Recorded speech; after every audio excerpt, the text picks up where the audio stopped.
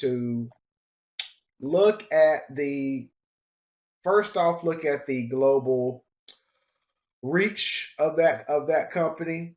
I say to see if you can assess where if there are any kind of developments that are emerging. Also see if there are any kind of impacts that arose from the pandemic. Okay. So if you are able to address those areas, if you're able to respond to your peers on that area, on those areas, you'll have no problem with that discussion. I know it seems like a lot, but once you find that information on one site, you're going to have all your answers right there in one spot. But again, I think that the biggest thing for me is for you to research and to find how your selected company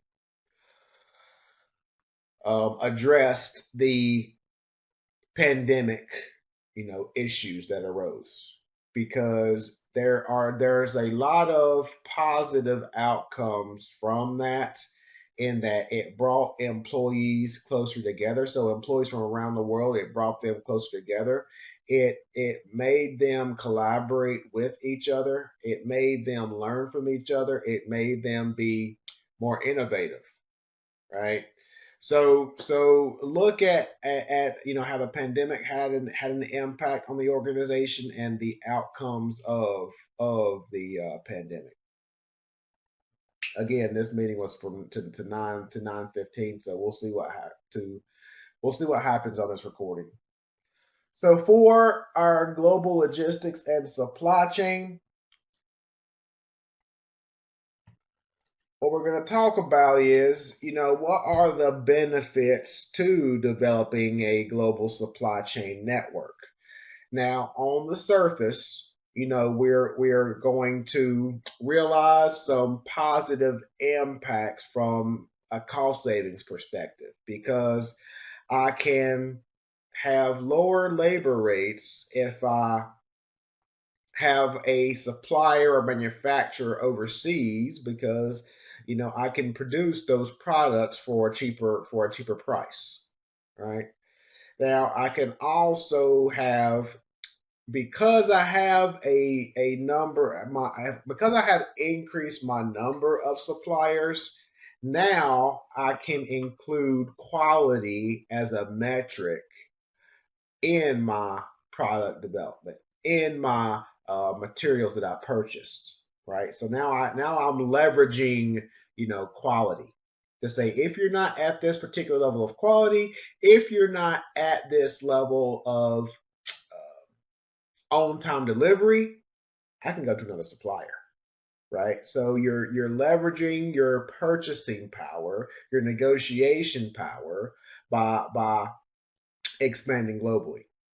Now we're going to get to the drop shortly, but from a coordination perspective, there's going to be a lot of considerations from a purchasing aspect, which we'll talk about, from a logistics aspect of how we're going to get the products from those international suppliers to our facilities in North America. Uh, you're also going to have some operational considerations where you're operating overseas. You have business partners overseas, but you're unable to manage and monitor those overseas operations. So that's a consideration. In some cases, that's a concern. And then you also have to have that you have that supplier consideration as well, where if you have a business partner overseas, you have to understand, just like operations, you have to understand the monitoring of that overseas supplier to ensure that they're in compliance, that they are performing ethical practices, right?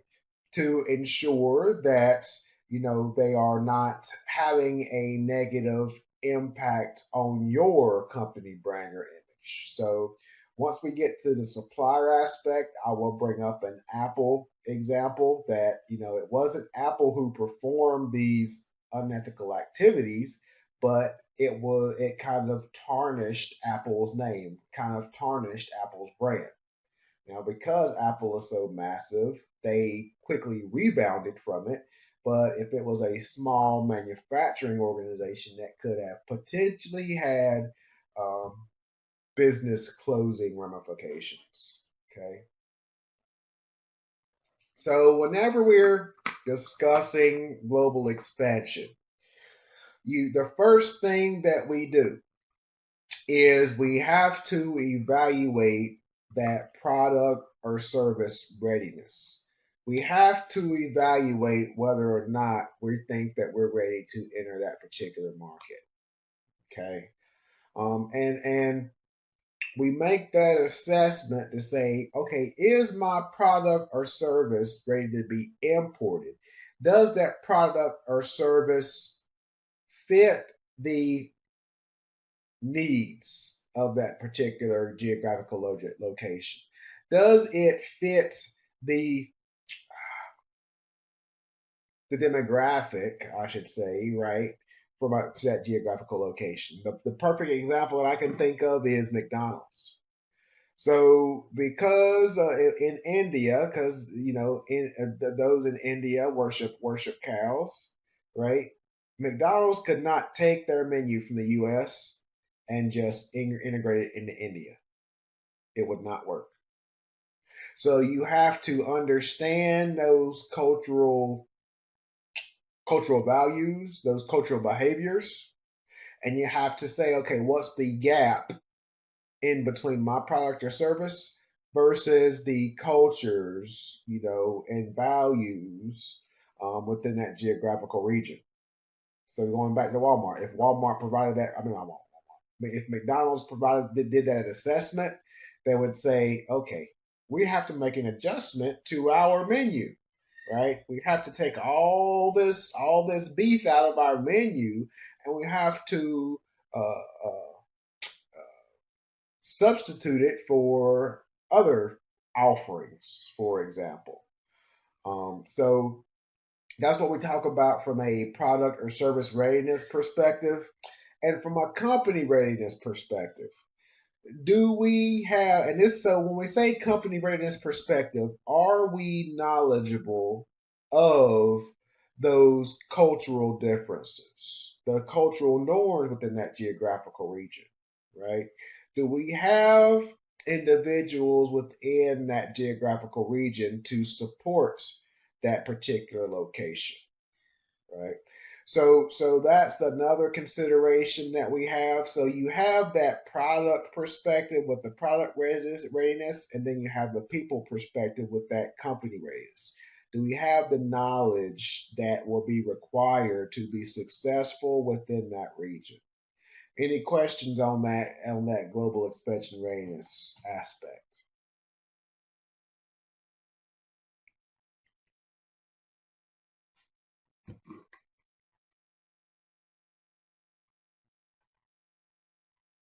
Okay.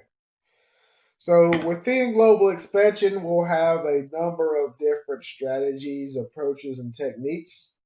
And with starting at the top, and we're going to go through this in more detail shortly.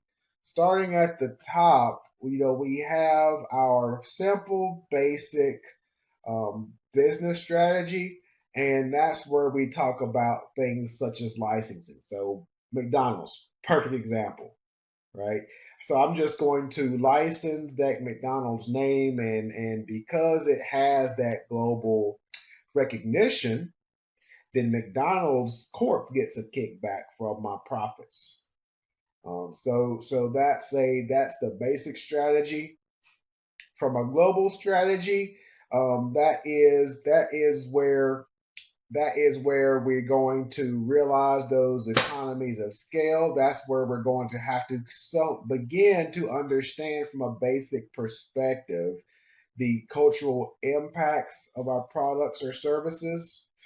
With the multi-domestic, that's where we're going to look at individuals within that geographical region. We're going to partner with individuals within that geographical region to kind of create that synergy, create that partnership, to create that win-win among someone, because their value is bringing in the different aspects of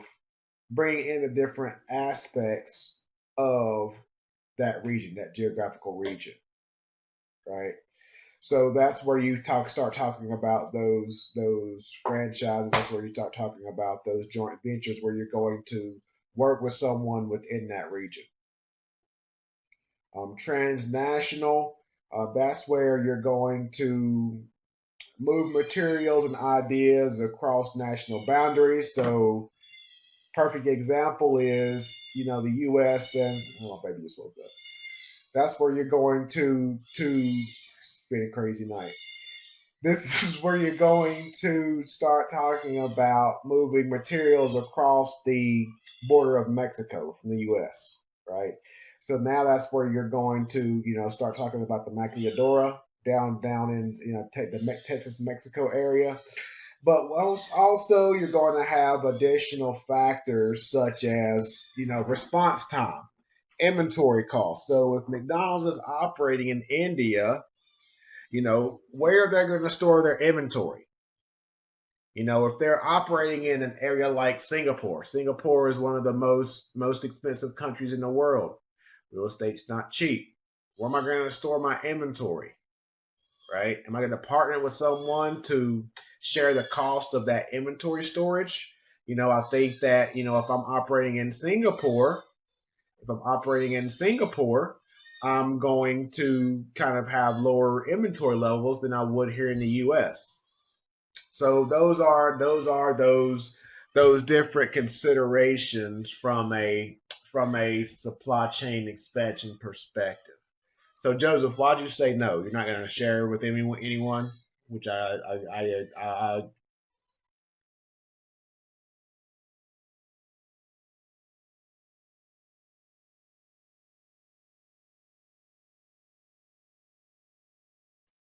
all right. So while Joseph is typing that in, so the different strategies, you have an export strategy where you want to enter the market in what I refer to as a phased approach. You don't want to do a big bang approach where I'm going to enter in Canada, and I'm going to release my product across the entire all of Canada, right? I'm going to go into it with a phased approach. I'm going to go into Toronto, right? And then I'm going to expand to Montreal, to another part of Canada, right? And I'm going to keep doing that phased approach to make adjustments, to do a lessons learned on how is this product operating in Canada, right? So that is kind of an approach that, those Canadian type companies have done in the past. So, for example, Tim Hortons. Tim Hortons is huge in Canada. So there are some Tim Hortons here in the U.S. And because Tim Hortons is kind of that known as a Canadian type retailer or organization or gas station, in Canada they put gravy on their French fries, right? It's a cultural thing. So all of Tim Hortons are not going to introduce that particular menu item. They're going to look at those regions. So they're going to start looking at those Tim Hortons that are close to the border of Canada, see how it works, and start moving down within the U.S. in that particular example. So you're going to you have a phased approach from an export strategy perspective. You're going to introduce new products slowly. In that, if it's a new product in the U.S. and we don't know how it's going to perform, we especially don't know how it's going to perform overseas, right, in another country.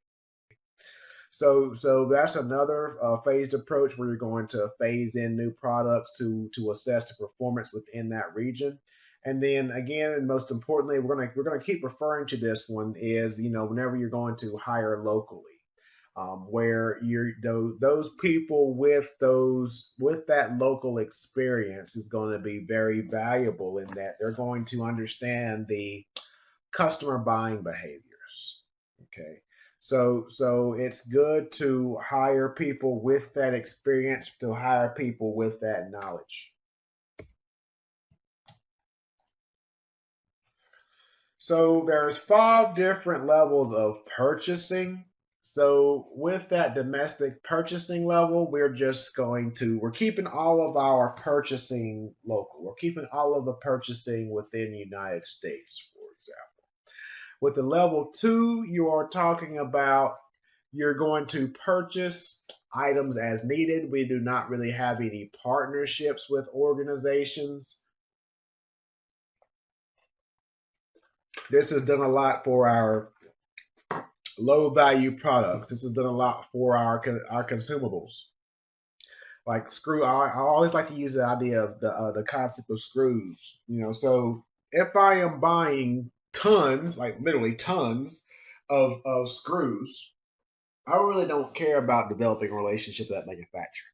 I just want my ocean freighter load, my ocean container full of screws, and I want it here on a certain date, and that's all the interaction we need to make. So that's that international purchasing where I purchase what I need. If it gets here when I need it, we have no problem. International global purchasing is where we're going to begin to develop that relationship, that partnership with that supplier. Where this is where you get a lot of this is where you introduce outsourcing. Um, this is where you begin to introduce outsourcing. Where if I am making a product, even if I'm doing a service, so in software development, so if I'm developing software, if I'm developing a phone application, if I'm developing an ERP system, and I need programmers, I'm going to outsource some programming over to India, right? Every single software company does it. So that's where you're going to have that international global purchasing, because if I have a large software development project that has to get done by a certain amount of time, I'm going to purchase the labor, I'm going to purchase the services of a development company in India, right? So that's where we come in when we talk about outsourcing, where I'm outsourcing my services, I'm going to outsource activities to a vendor, to a provider overseas. Okay.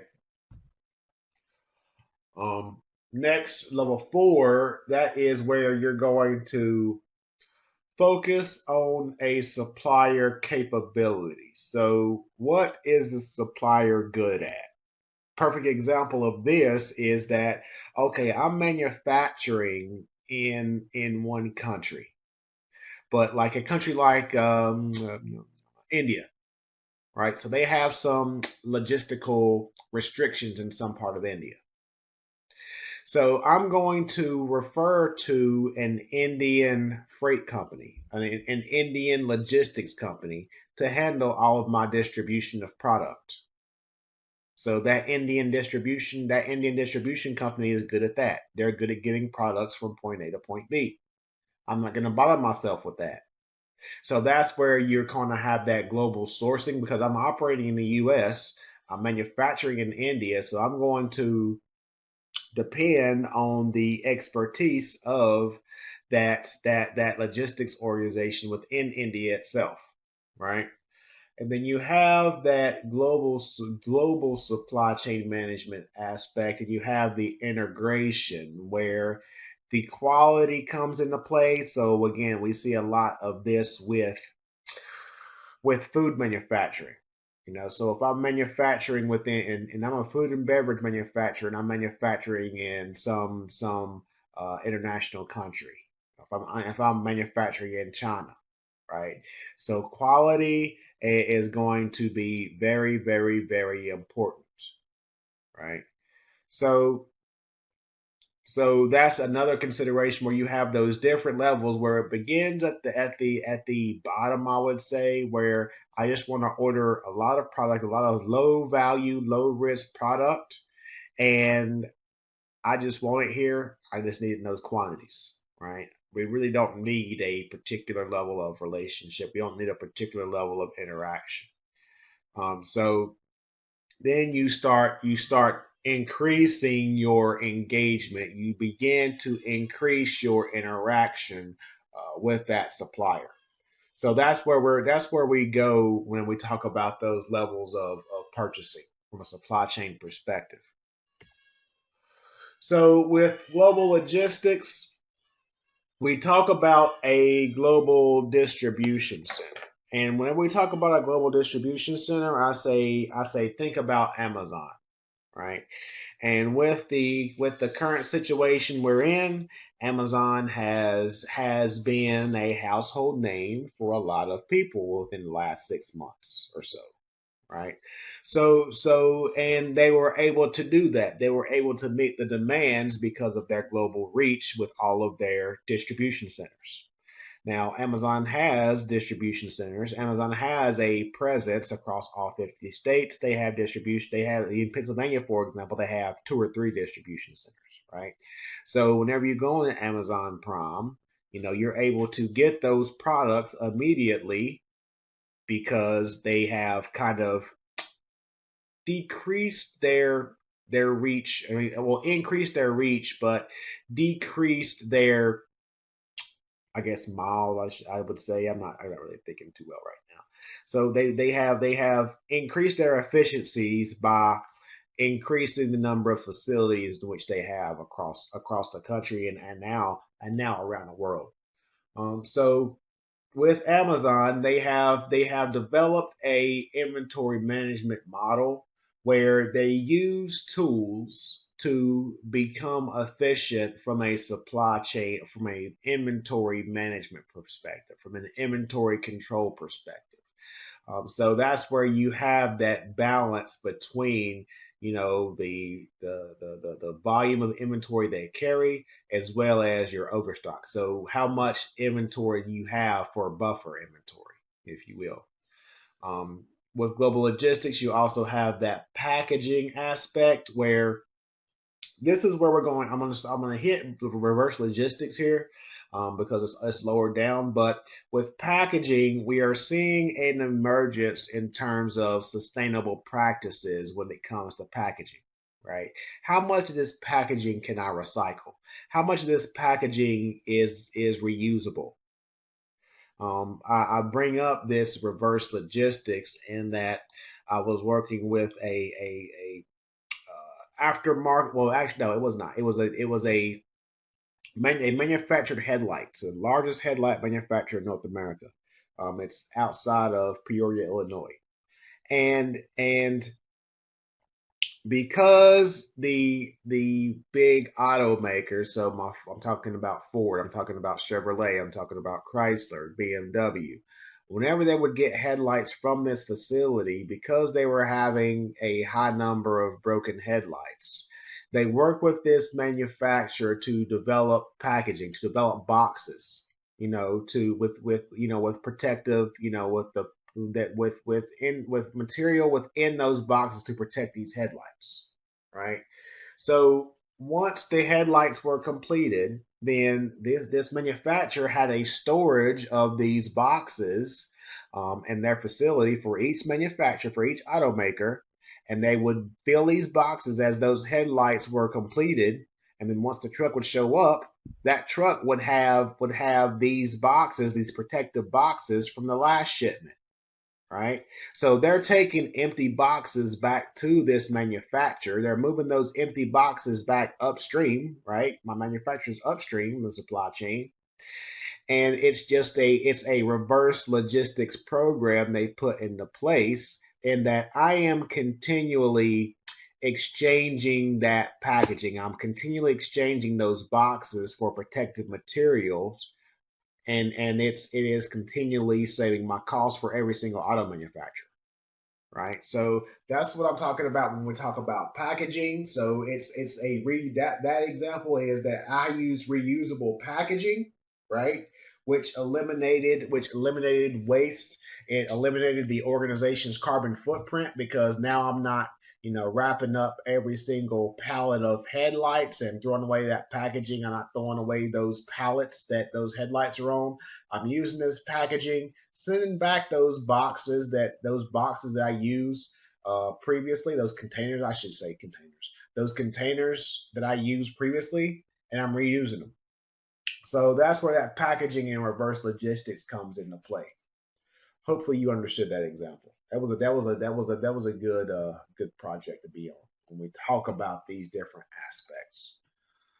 So also from a global expansion perspective, you have financial impacts that you have to consider. You have to with that when you're operating overseas, you have to store your money somewhere, right? So I mean, in most cases, you have those offerings, you have the wire transfers where you don't have to worry about a bank to have to worry about a bank where you have to store your capital overseas.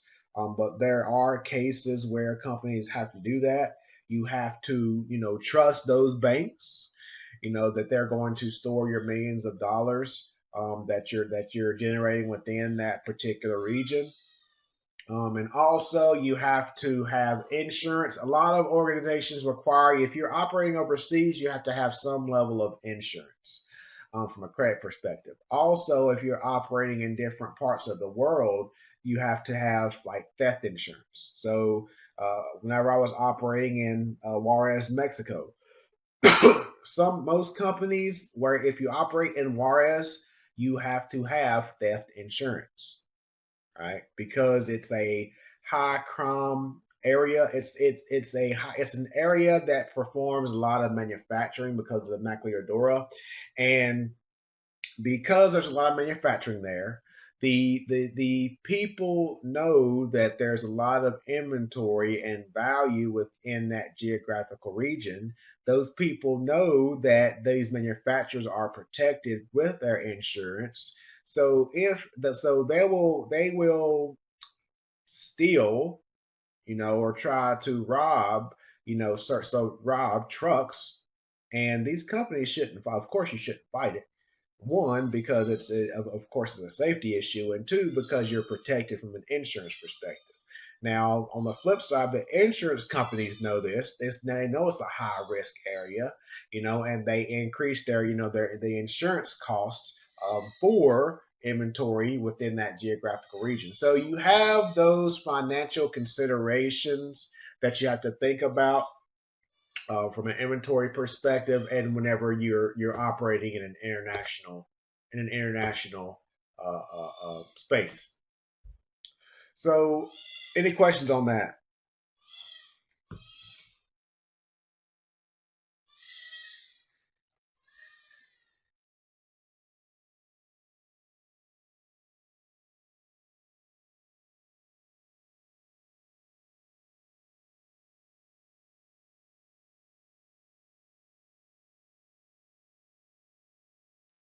So, other international considerations that you're going to have is going to be space considerations. So, what we mean by space considerations is going to be dock space, for example. So with dock space, because I'm going to have a lot of ocean shipments, I'm going to have a consideration from a dock perspective.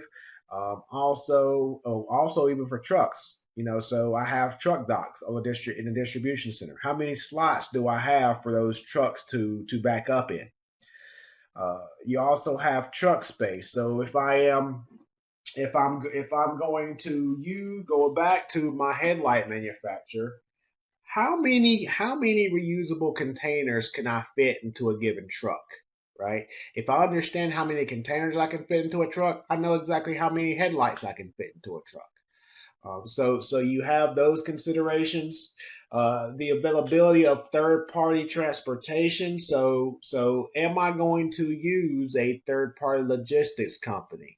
Am I going to use FedEx? Am I going to use USPS? Am I going to use Penske? Or am I going to develop a fleet of my own trucks? So those are some considerations that we have from an international perspective. Now, again, if I'm operating internationally, in most cases, I'm going to use a third party logistics provider. I'm going to use a provider within that country that's what they do. That's their core competency. That's all they do. So they're good at it. All right. And because there's going to be some considerations within that region that aren't required here in the U.S. And then again, that geographical location is kind of what I was referring to. From an ocean freight perspective, we have to have those considerations of, am I going to buy additional inventory just to fill up a container? Right. So you have to that full container load, less than container load, full truckload, less than truckload.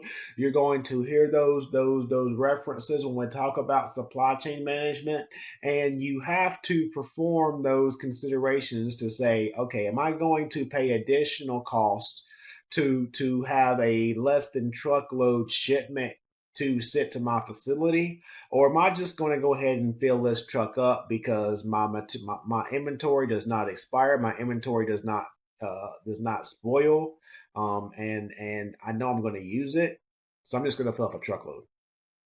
So those considerations. And then also, how am I going to make payments? Am I going to do wire transfers? Am I going to do a send a check? And things like that. Because if you're performing a number of transactions overseas, those hidden fees, I would refer to them as, somewhat mount up.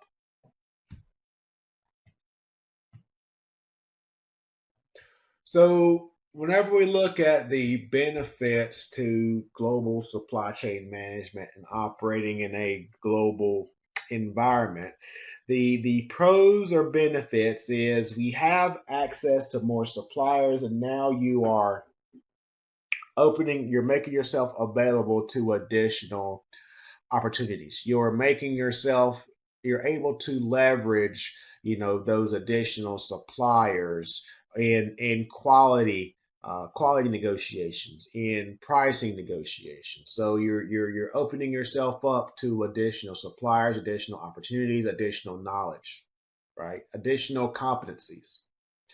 We talked about the quality aspect. We talked about the lower cost aspect. When we talk about flexible technology, we're going to talk about lean manufacturing and mass customization next week, I believe. So you have those considerations, and you have that advancement in technology. So there's one thing that is near and dear to me with blockchain. Blockchain is I talk a lot about blockchain. If you're interested in that concept, you can go to YouTube and type in my name, and I did a number of TED talks on that topic in terms of how blockchain integrates with supply chain management and logistics. So people think that these concepts are blockchain, artificial intelligence are a thing of the future, but those technologies are already here from a supply chain perspective. They're already being implemented from a supply chain perspective. The pandemic actually kick-started the development of artificial intelligence within the supply chain world, given that organizations they're going to struggle with their forecasting and their demand planning for years, because this, as I said before, the pandemic provided artificial spikes in terms of demand for certain industries. For example, perfect example, toilet paper. So when Procter and Gamble at this time, right now, because it's coming up right now. So when Procter and Gamble is getting forecasts in August, they're going to have artificial forecasts, because that demand from March, that spike when everyone was trying to find toilet paper in March, is now showing up and being built into that organ and into Procter and Gamble's forecast. right? So they're going to see a huge spike in toilet paper and toilet tissue, and they're going to know exactly where it came from. But there's going to be, and this is a highly overlooked area, is there are dependent products on items that you have not seen or even thought about before. So dependent items is, because of the pandemic, we've seen a spike in toilet tissue, right? But a dependent item could be like ointment, something like that, right? That you didn't even think of. Two unrelated products where you would see a spike because of an environmental factor, right? So you're going to have those problems. You're going to see a spike in inventory items. I mean, the toilet paper is an easy one. I would say that the items that are dependent on the toilet paper, like ointment and things like that, or baby wipes, right? Because people could not find toilet paper, they were using baby wipes, right? So organizations are going to see a spike in baby wipes, right? And they're going to purchase those baby wipes, and they're going to have, yeah, that was me too, Lauren. They're going to have cases. They're going to have cases of baby wipes in inventory drying up literally because there's a spike into unrelated products, right? So you're going to have those issues, and companies are using artificial intelligence to tell them, hey, there's a spike here, but it's not real. It's not real because people were buying this product. People were buying baby wipes because they couldn't find toilet tissue, right? So that's where you're using these emerging technologies to inform you of why the system is telling you to do this. That makes sense?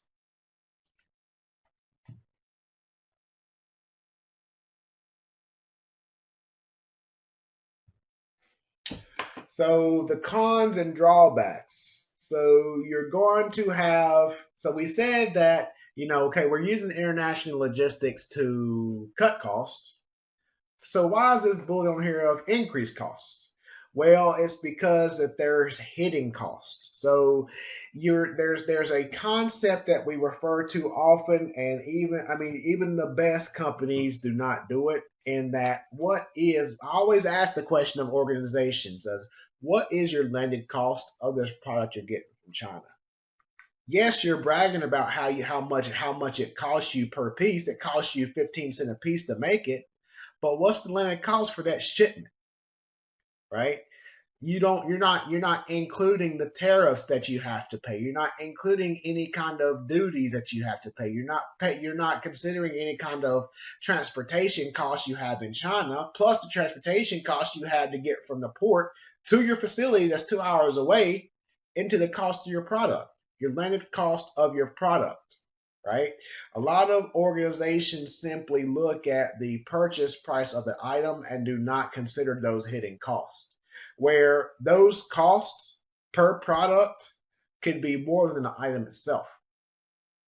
So I could have an item that costs me 15 cents a piece, but once I've added all the landed cost, right, the duties, the transportation fees, and all this and all that, I might be 40 cents just in landed cost alone, even before I even include the purchase costs. So that is where those hidden costs, those landed costs are very important. Um, you also will have the international standards and considerations that you have to consider. Now we talked about corporate social responsibility, and we talked about the global reporting initiative, which is a global reporting initiative is voluntary in terms of corporate social responsibility. And with some countries such as and Indonesia, India, and I think there's a few others where they practice what we refer to as mandatory corporate social responsibility. So that is a standard from the country that makes organizations that operate in those countries have a focus on the environment, a focus on the workers, right? Outside of the profitability of the organization. So if you don't do that, if you don't address environmental concerns, if you do not meet environmental mandates, the leader of the organization go to jail, right? And it's published. So pretty much unethical practices that people in the U.S. do almost daily. Leaders go to jail for that in some countries. Indonesia, you're going to jail for it. So you have those concerns that you have to be aware of. There's a lot of other regulatory compliance. So India has a lot of regulatory compliance issues in terms of trucks on the roads and things like that. Um, in New York City, you can't drive, you can't have a truck in the city for a certain during certain times. So, and another interesting fact is that I had one student that worked for FedEx, and she said that FedEx budgets over $1 million each year in New York because of tickets. They know what's happening. They already put that in their budget, in their operating budget. Because if they get stopped, the cops know that FedEx is going to be all over New York City. So the cops are looking out for FedEx to fund the department, right? Because they know that FedEx is going to buy it, or the USPS is going to pay for it. So those are the standards, in New York, because you can relate to New York, but other countries may have similar mandates like that. Cultural barriers, we talked about that with India and McDonald's. And then you have those increased risks. So you have the increased risk of operating within Juarez. So because Juarez has a high level of theft, from a manufacturing and inventory perspective, you have increased risk of operating in Juarez. Then you have the labor force issue of child labor and things like that. Then you also have politics. So bribery is commonplace in some countries.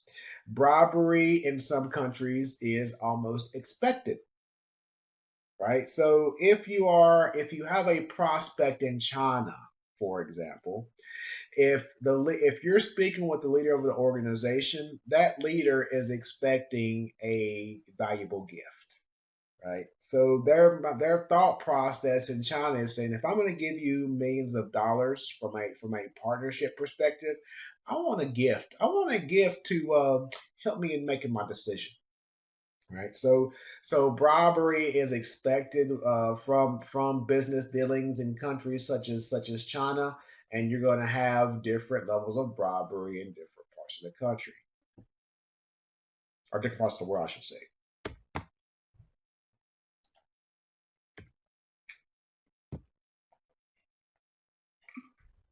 So as you are looking for content for this week's discussion, you have the resources in the CTU Center in terms of the SEM 210 resource page. You have the Muse resources, and you also have the CTU library. You have Google Scholar.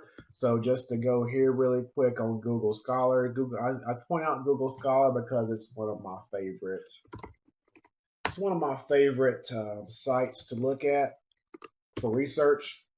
So one thing with Google Scholar is that if you put a search term in parentheses, so if I type in international supply chain and I type in Tesla,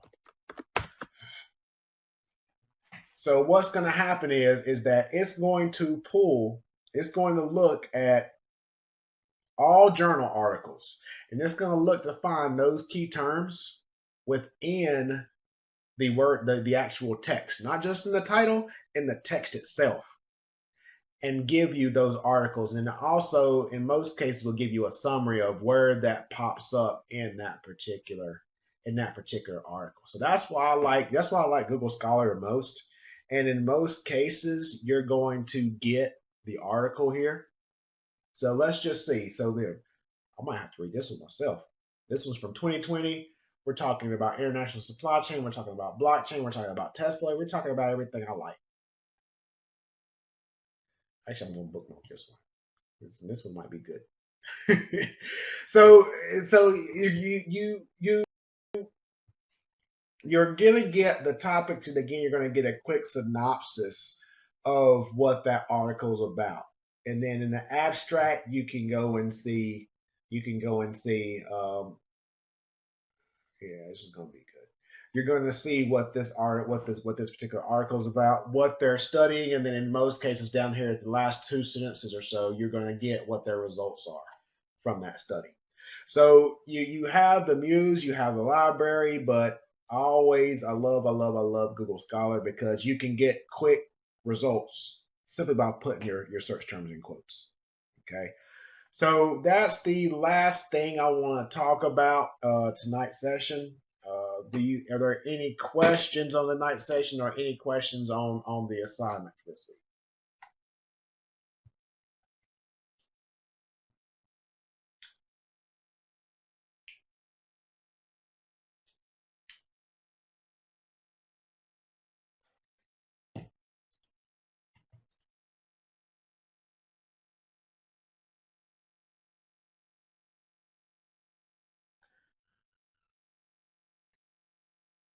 Nope. All right. So thanks again for joining. Thank you for your patience and have a great night. And I'll see you on the discussion boards. Thank you.